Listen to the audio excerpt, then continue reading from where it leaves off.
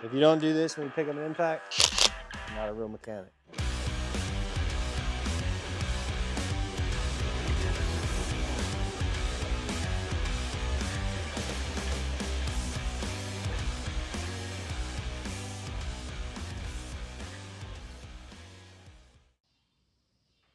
What's going on, guys? Welcome back to the channel. So per the last video, that was not really an update of what the truck looks like now, which is what I'm about to show you. That was more or less just a kind of a filler video. I'm trying to catch up on my content on the YouTube channel.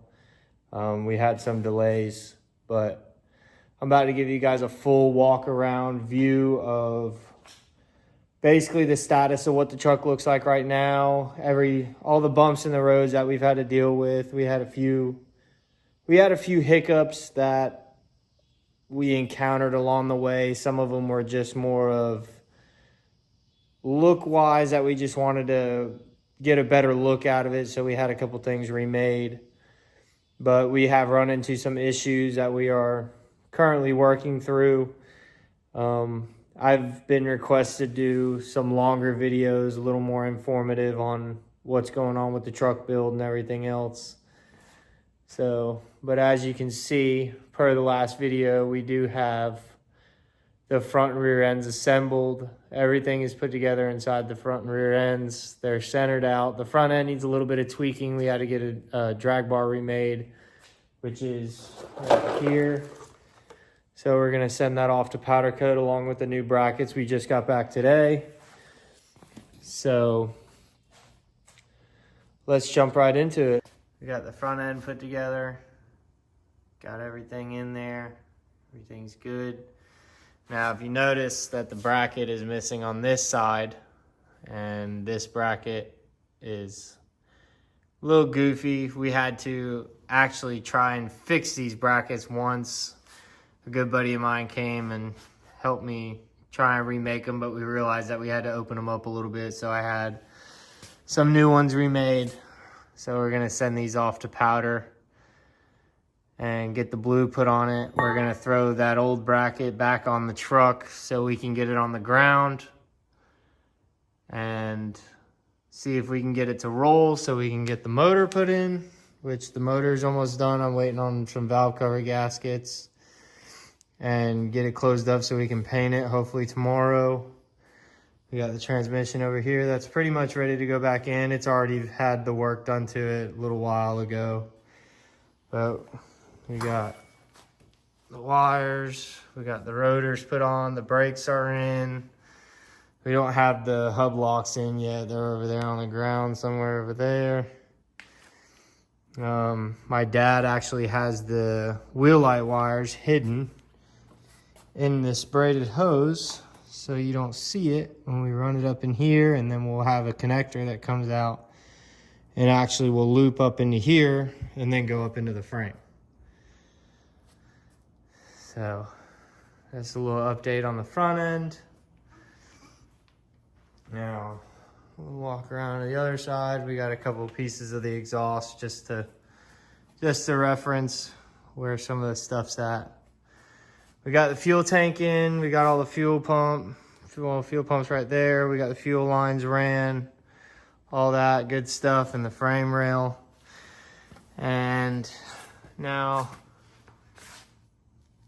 here comes the other issue that we have run into, which we're probably gonna have to raise the truck a little bit, unfortunately, but who doesn't like a little more inches in the lift? So, but if you look, according to the ride height bars here, we have less than an inch of clearance between the tank shield and the trailing arm. I can't even fit my pinky in there.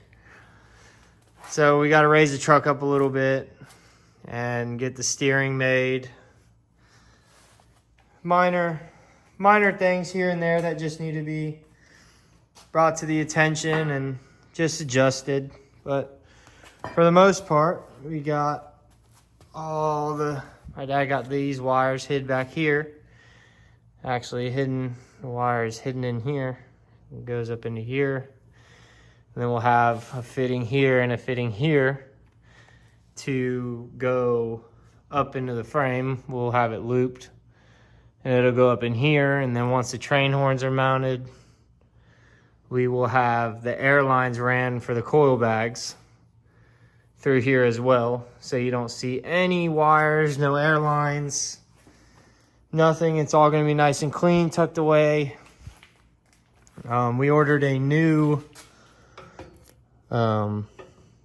spare tire holder.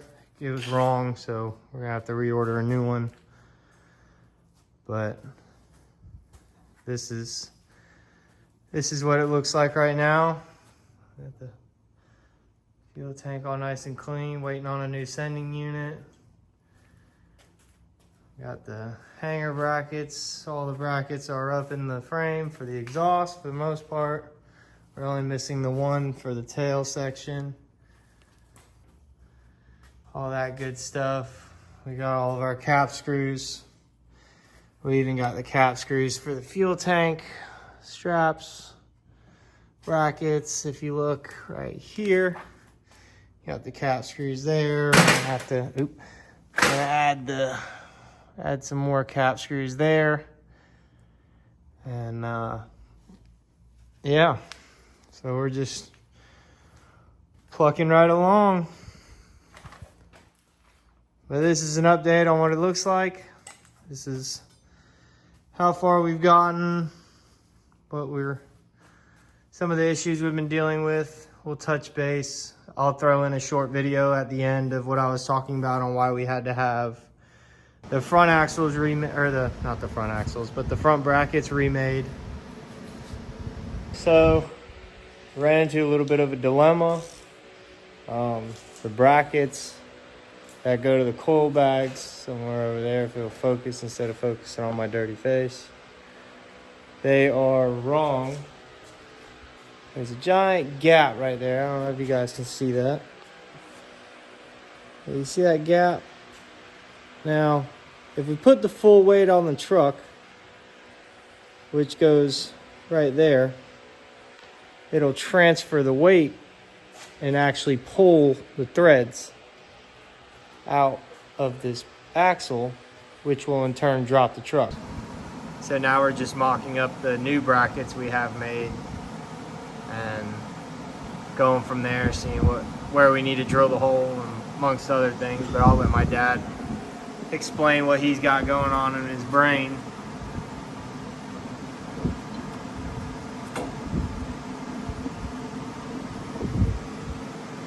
Sorry for the fan noise. It's hot here in Alabama. But that looks a whole lot better than what them other brackets look like. Yeah. Yeah, this one's good.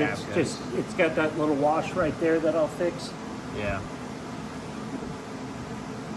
This one, this bracket's actually,